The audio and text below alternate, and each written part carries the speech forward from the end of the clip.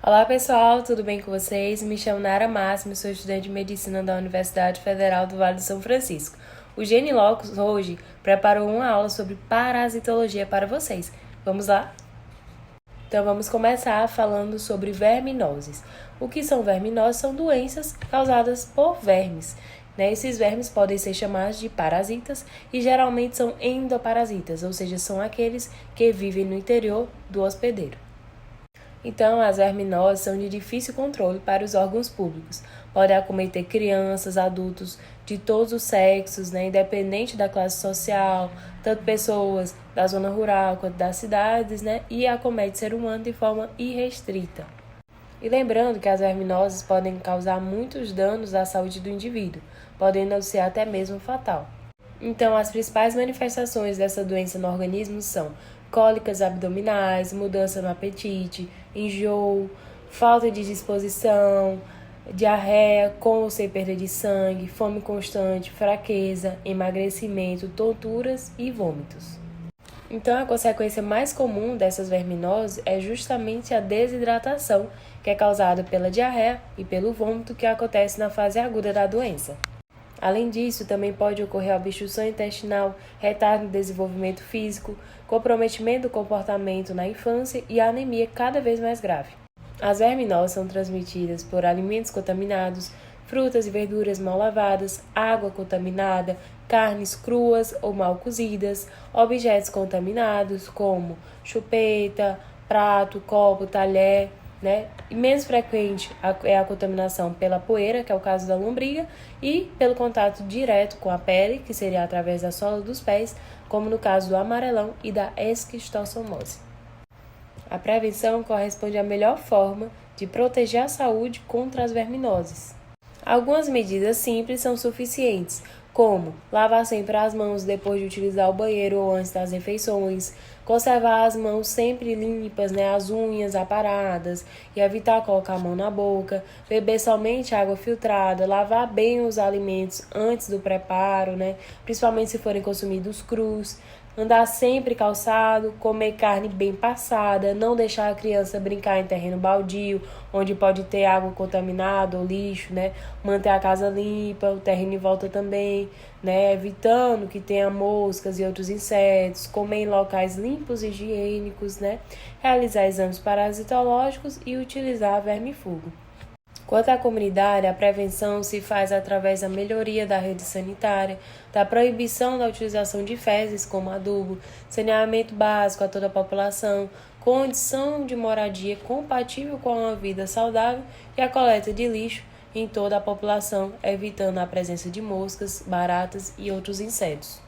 Agora vamos falar sobre as principais verminoses, começando com aquela que afetou o nosso amigo Jeca Tatu. A ancilostomose, também conhecida como amarelão, é uma doença parasitária causada pela entrada da larva do parasita no corpo do hospedeiro, geralmente através do contato da pele ferida dos pés com o solo contaminado. O ancilostoma duodenale pode causar queda na quantidade de proteína do sangue, o que vai atrasar o desenvolvimento físico e mental de crianças. Além disso, também pode provocar anemia por redução de ferro, inflamação nos pulmões e aumento dos glóbulos brancos na corrente sanguínea. Agora, a famosa lombriga. A ascaridíase é uma infecção por lombrigas no intestino e é causada pelo contato da mão ou da boca com as larvas do verme Ascaris lubricoides. Então, a maioria das pessoas que contraem essa doença tem menos de 10 anos porque justamente são as crianças que colocam objetos contaminados na boca e muitas vezes brincam na terra. Na maioria dos casos, é uma infecção leve, mas pode ser imperceptível ou não. Quando ela é perceptível, ela pode causar náuseas, dores abdominais e diarreia. Nos casos mais graves, pode haver obstrução intestinal e problemas nos pulmões. Já que esquistossomose é uma doença causada pelo verme que vive em água doce e em caramujos. Então, a contaminação acontece através do contato da pele com a larva do esquistossomo, que vai amadurecer, produzir ovos que podem migrar para a bexiga ou intestino e serem excretados pela urina ou pelas fezes. Os sintomas da doença, causada pela resposta do sistema imunológico, que é justamente inflamação e fibrose em diversos órgãos do corpo, Além disso, a pessoa pode também ter febre alta e dores musculares. Já a oxirose acontece a partir do contato indireto entre a boca e o ânus através das mãos. A principal manifestação dessa doença é a coceira retal e pode levar a inflamações secundárias. Principalmente as crianças são acometidas, até mesmo em países desenvolvidos, que a doença atinge mais de um membro da família.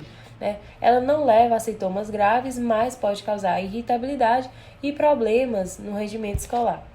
Já a teníase é uma infecção causada pela tênia adulta no intestino delgado, depois de 8 a 14 semanas da ingesta de carne bovina ou suína contaminada e mal cozida. A tênia ela pode medir cerca de 3,5 metros de comprimento e pode passar anos sem ser percebida pelo hospedeiro infectado. A maioria das pessoas que têm a teníase não apresentam sintomas, mas a doença pode causar perda de peso inexplicável, bloqueio intestinal e problemas digestivos. A infestação geralmente ela é percebida através da eliminação dos ovos do parasita nas fezes. Então, antes de iniciar o assunto sobre protozooses, deixa eu lhe fazer algumas perguntinhas. Você já teve amebíase ou giardíase? Você sabe quanto tempo faz que você tomou um vermífugo? Você sabia que todas as pessoas deveriam tomar vermífugo pelo menos uma vez por ano, principalmente as que comem fora de casa, como nós estudantes? Isso justamente porque nós não sabemos como foi feito o alimento, não sabemos como foi lavado fruta, verdura, não sabemos como as louças foram lavadas, mas não apenas os alimentos transmitem essas doenças. Vale salientar que também é importante os hábitos de higiene para prevenir as mesmas. Então, protozooses são doenças causadas por protozoários, que são seres unicelulares, heterotróficos, eucariontes, que juntamente com as algas compõem o reino protista. Existem na natureza cerca de 10.000 espécies de protozoários parasitas, ou seja, que dependem da energia de outro organismo para viver. Então, essa dependência traz muitos danos e doenças para aquele que ele hospeda. Destes 10.000, apenas algumas dezenas infectam os seres humanos. Entre as doenças causadas por eles, temos malária, doença de Chagas, giardíase, leishmaniose e amebíase, por exemplo. A malária é transmitida pelo mosquito Anopheles, que está infectado por protozoários Plasmodium. Os sintomas mais comuns da malária são febre alta, calafrios, dor de cabeça, cansaço e mal-estar. A prevenção se dá evitando a picada do mosquito, que pode ser realizada pelo uso de repelentes ambientais ou corporais, de mosquiteiro ou pelas campanhas públicas de dedetização. Já a doença de Chagas ela é transmitida pelo barbeiro infestado pelo protozoário Trypanosoma cruzi. O barbeiro pica a pessoa e nesse momento ele defeca. A pessoa coça a região e acaba levando o protozoário Trypanosoma cruzi para a corrente sanguínea. Então, a principal manifestação da doença de Chagas é justamente a cardiomegalia, que é o crescimento do coração, e a prevenção se dá evitando o contato com o barbeiro. Já a giardíase ela é causada pelo protozoário Giardia lamblia e é encontrada em alimentos e água contaminados. As principais manifestações dessa doença são cólicas intestinais, náuseas, vômitos e diarreia. Em casos mais graves, pode surgir lesões intestinais que podem levar o doente à desnutrição e até mesmo à morte. A prevenção inclui bons hábitos de higiene, cuidados com alimentos e ferver água antes do seu consumo. Já a leishmaniose é causada pela picada de mosquitos infectados com o protozoário Leishmania. As principais manifestações dessa doença são lesões na pele e a prevenção se dá evitando a picada do mosquito da mesma forma usada para evitar também a picada do mosquito Anopheles. Já a amebíase é uma infecção causada por um protozoário que se apresenta em duas formas, o cisto e o trofozoito, e o quadro clínico varia da forma branda para uma forma mais aguda. Na forma mais leve, a doença se caracteriza por dor abdominal de leve a moderada intensidade, mais a presença de sangue e ou muco nas fezes. Já na fase aguda, o doente ele fica com a diarreia sanguinolenta intensa, febre e calafrios. Em casos mais graves, a ameba ela pode, a partir do intestino, se disseminar pela corrente sanguínea, atingindo outros tecidos, e dando origem à forma extraintestinal da doença. Então, normalmente, esse parasita ele também vai atacar o fígado, os pulmões e o cérebro, podendo causar a morte do indivíduo.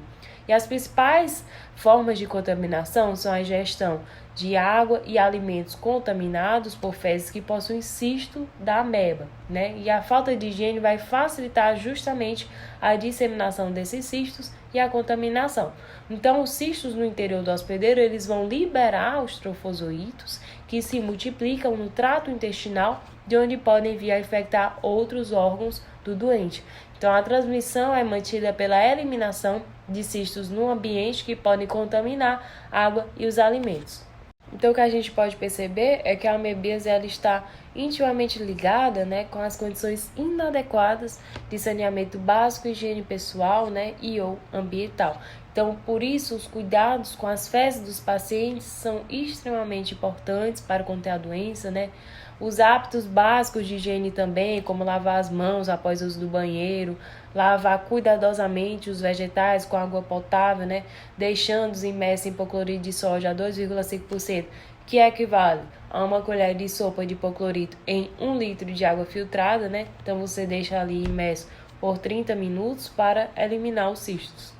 Então é isso, pessoal. Nossa videoaula de hoje encerra por aqui. Obrigada por terem assistido e acompanhado até o final. E não se esqueçam de acompanhar também as nossas redes sociais e o nosso canal do YouTube para mais dicas e novidades sobre biologia. Obrigada e até a próxima.